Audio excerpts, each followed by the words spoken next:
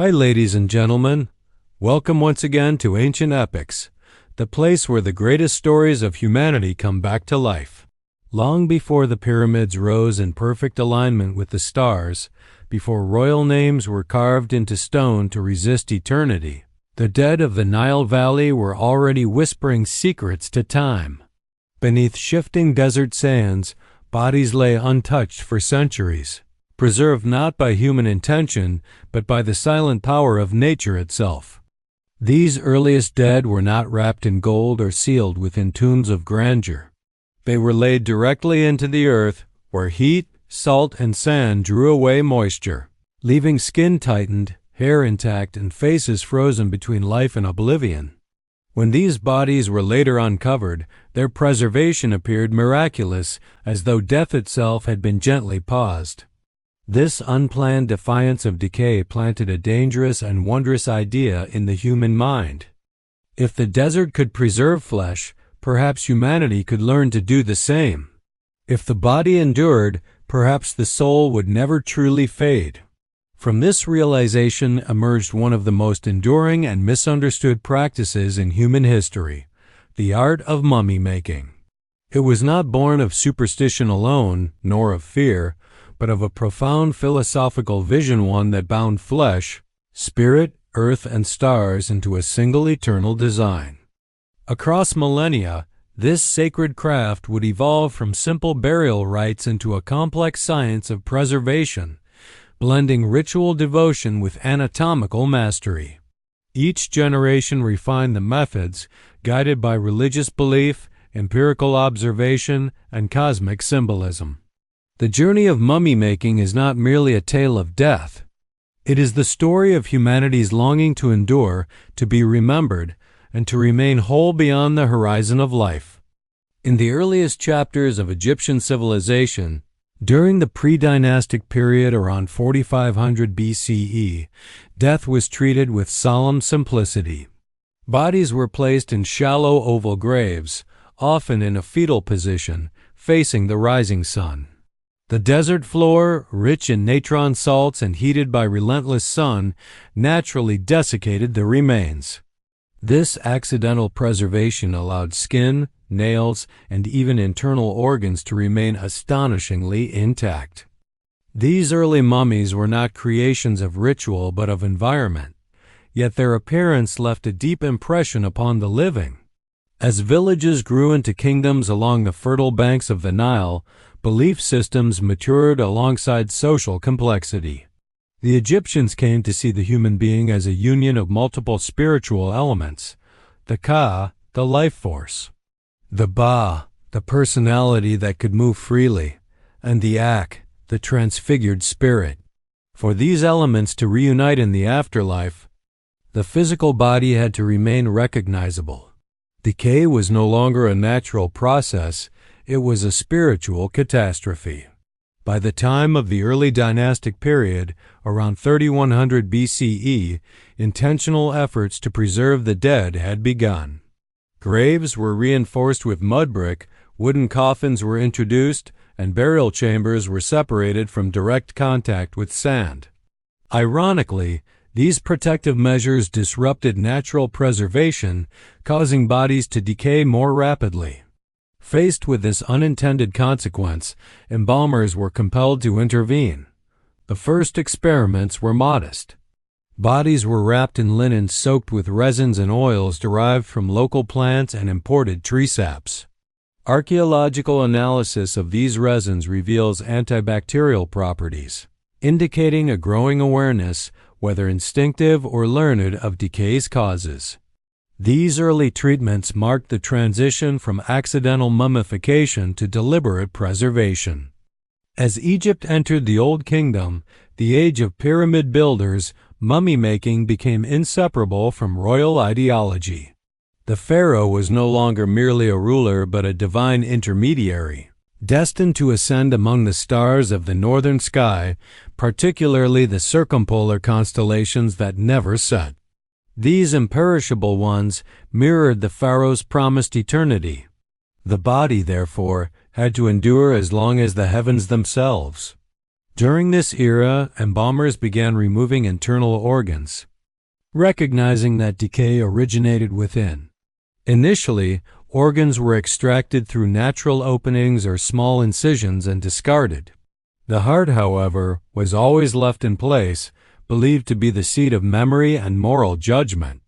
The brain, whose importance was not yet understood, was often removed through the nasal cavity using hooked instruments, then discarded without ceremony. Natron, a naturally occurring salt mixture harvested from dry lake beds such as Wadi el Natron, became the cornerstone of mummification. Bodies were packed and covered with this mineral for weeks, allowing it to draw out moisture completely. The process required precise timing. Too little exposure invited decay, while too much caused brittleness. Mastery of this balance elevated embalmers to respected specialists, guardians of sacred knowledge passed through generations. By the Middle Kingdom, mummy making had become more standardized, reflecting broader access to funerary rites beyond royalty. Coffins were inscribed with spells intended to guide the deceased through the afterlife. These texts, precursors to the Book of the Dead, reinforced the idea that preservation was both a physical and spiritual journey. The craft reached its zenith during the New Kingdom, an age of empire, wealth, and artistic refinement. Royal mummies from this period display extraordinary precision. The body cavities were cleansed with palm wine and aromatic infusions. Organs were preserved separately in canopic jars, each guarded by a deity linked to the cardinal directions. Linen wrappings increased in complexity, layered with amulets placed at key points to protect and empower the deceased. Gold masks were introduced not merely as decoration but as symbolic transformation. Gold, believed to be the flesh of the gods, ensured divine likeness in the afterlife. Facial features were idealized, blending individual identity with eternal perfection. The mummy was no longer just preserved, it was consecrated. Beyond Egypt, similar practices emerged independently across the world. In the high Andes, the Chinchorro people practiced artificial mummification thousands of years before Egypt's dynasties, using ash, clay, and reeds. These parallel developments reveal a universal human concern with death and remembrance. Though Egypt alone refined the practice into a spiritual science spanning 3,000 years. As dynasties rose and fell and foreign powers claimed the Nile, mummy-making adapted but never vanished. Even under Greek and Roman rule, traditional embalming persisted, merging with new artistic influences. Portraits painted in lifelike realism were affixed to mummies, capturing the soul's likeness at the threshold of eternity. Yet beneath every layer of linen and resin lay the same ancient hope, first inspired by desert sands, that the boundary between life and death could be softened, negotiated, and perhaps overcome.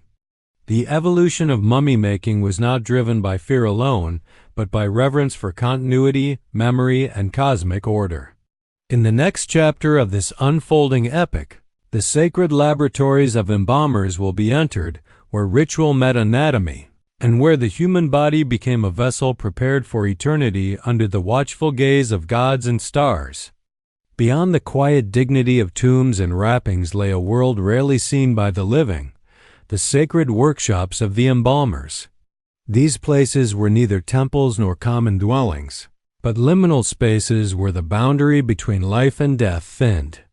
Situated near the Nile's edge, close enough for ritual purification yet distant from daily life, these workshops echoed with incense smoke, murmured prayers, and the disciplined movements of skilled hands.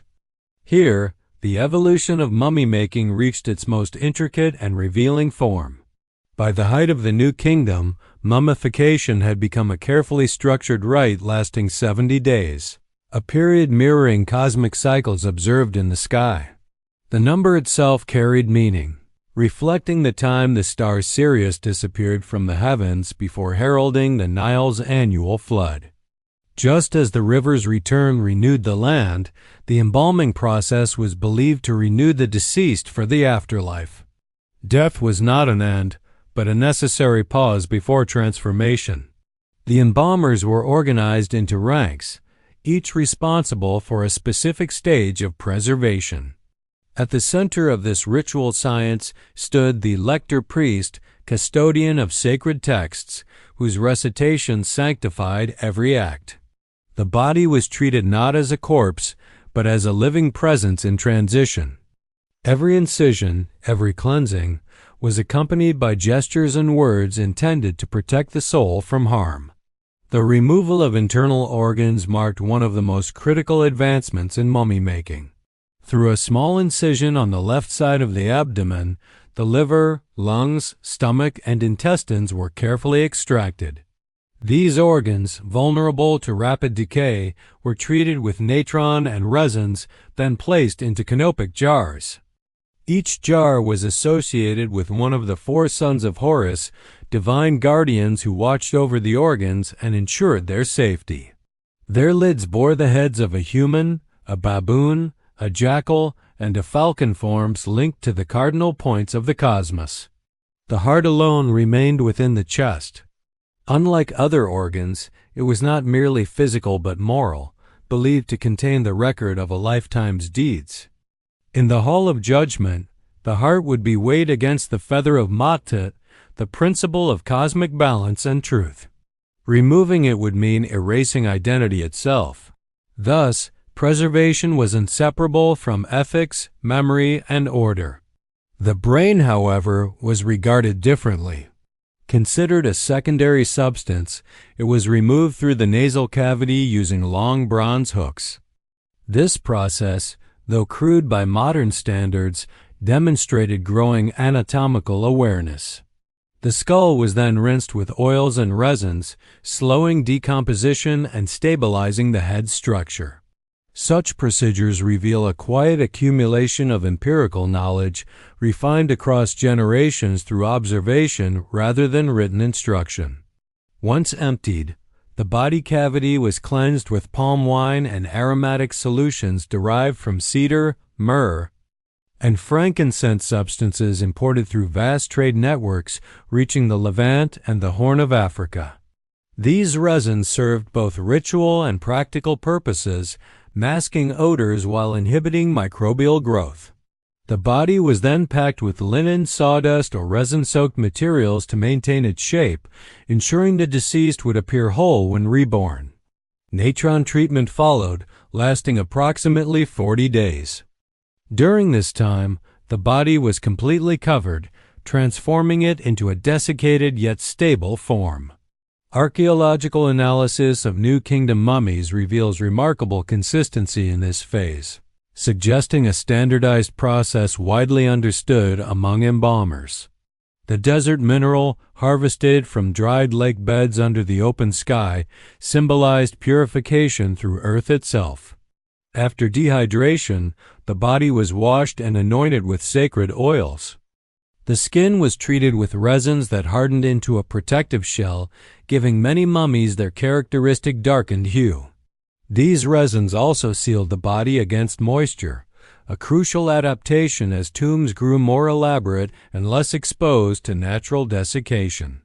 Wrapping the body was both art and ritual. Fine linen, often recycled from temple cloths or household garments, was layered meticulously.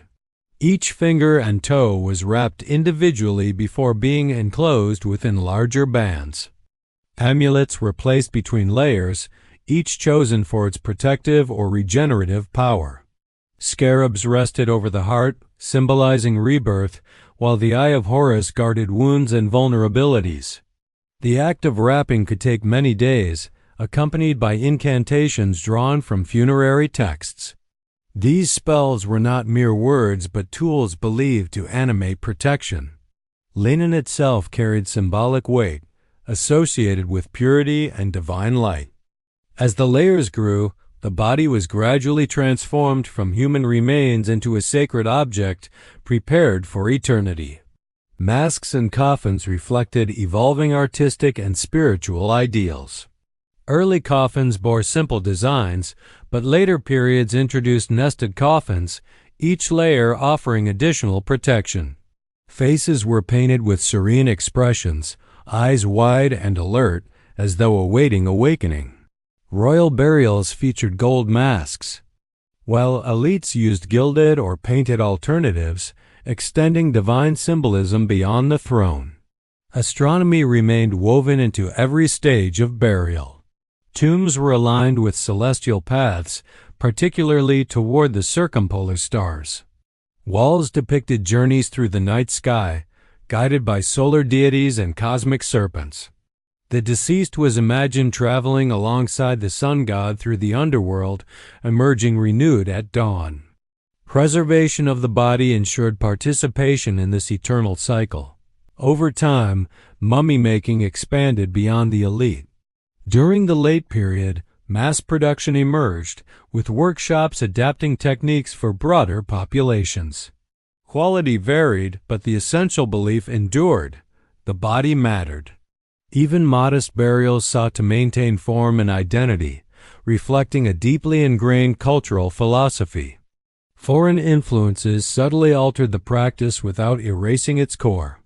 Under Persian, Greek, and Roman rule, traditional embalming continued, though artistic elements shifted. The Fayum mummy portraits of Roman Egypt reveal lifelike faces painted on wooden panels, merging classical realism with ancient preservation. These images fixed identity in both flesh and art, bridging cultures through death. Yet decline eventually followed. Economic strain, religious transformation, and changing worldviews diminished the practice's prominence. By the rise of Christianity and later Islam in Egypt, mummification gradually ceased, replaced by new funerary customs aligned with evolving beliefs. The ancient art faded into silence, entombed beneath centuries of sand. Still, the mummies endured. Hidden within valleys and cliffs, they waded through invasions, forgotten dynasties, and shifting faiths. When rediscovered, they offered more than curiosity. They revealed an unbroken thread of human thought, a determination to face mortality with order, dignity, and hope. In the final chapter of this epic, the long afterlife of mummies will unfold, their rediscovery, their study through modern science, and the enduring legacy of a civilization that sought eternity not through conquest alone, but through preservation of the human form itself.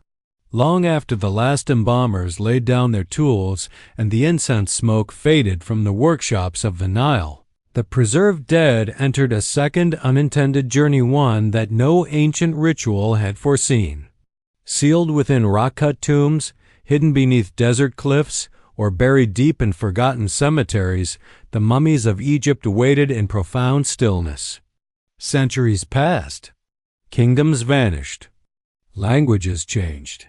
Yet the bodies endured, sheltered by linen, resin, and silence.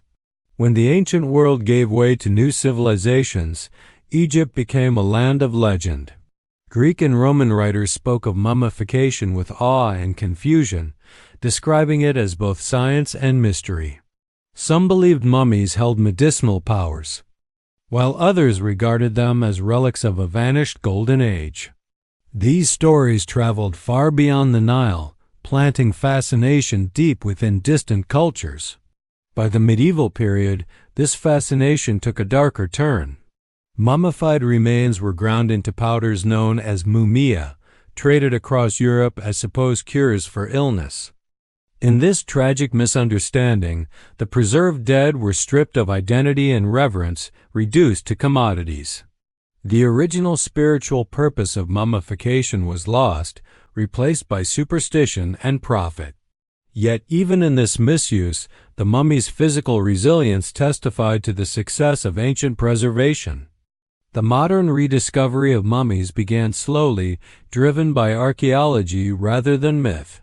In the 18th and 19th centuries, explorers entered sealed tombs and burial shafts, encountering faces that seemed merely asleep, hands still folded as they had been thousands of years before. These discoveries reshaped humanity's understanding of antiquity. The ancient Egyptians were no longer abstract names carved in stone. They were individuals with hair, teeth, and expressions still intact. Scientific study transformed mummy-making from curiosity into a profound source of knowledge. Through careful examination, researchers uncovered evidence of diet, disease, and daily life. Bones revealed healed fractures and signs of labor. Teeth bore traces of stone-ground grain worn down by sand from desert mills. Lungs carried residues of smoke from hearth fires. Each mummy became a silent biography, preserving not only beliefs about death, but truths about life. Advances in technology allowed scholars to peer beneath wrappings without disturbing them. X-rays and CT scans revealed amulets still resting in place, organs carefully treated, and even traces of embalming tools left behind. These images confirm the remarkable anatomical understanding achieved without modern instruments. Embalmers, guided by ritual and repetition, had mastered preservation through observation and experience alone. Chemical analysis of resins traced trade routes stretching across continents. Cedar oils pointed to the forests of Lebanon. Frankincense and myrrh revealed connections to Arabia and East Africa. Natron deposits mapped sacred landscapes beyond the Nile's floodplain. Mummification, once thought a purely religious act, emerged as evidence of Egypt's integration into a wider ancient world. Astronomy, too, left its mark upon the dead. Studies of tomb orientations confirmed deliberate alignment with celestial bodies. The north-facing shafts of pyramids and royal tombs echoed the ancient belief in the circumpolar stars as symbols of eternity. Even in death, the preserved body remained connected to the heavens, reinforcing a worldview where cosmic order governed both life and afterlife. Yet the legacy of mummy-making extends beyond Egypt. It reshaped humanity's relationship with mortality itself. By refusing to surrender the body to decay, ancient embalmers challenged the finality of death. Their work asserted that identity mattered, that memory deserved protection, and that existence extended beyond a single lifetime.